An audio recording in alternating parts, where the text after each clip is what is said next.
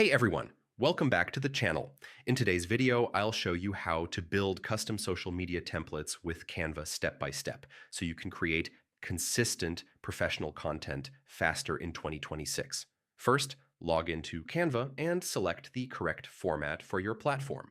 Choose Instagram post, Facebook post, YouTube thumbnail, or any custom size depending on your needs. Starting with the right dimensions ensures your design looks perfect on every platform. Next, define your brand style. Set your brand colors, fonts, and logo.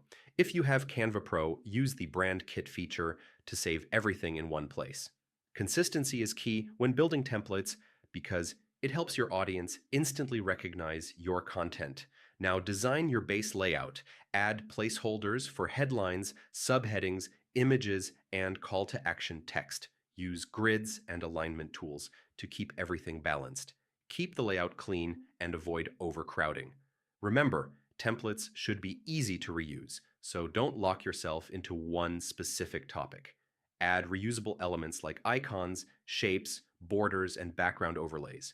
You can also create multiple variations of the same template for quotes, promotions, announcements, or tips.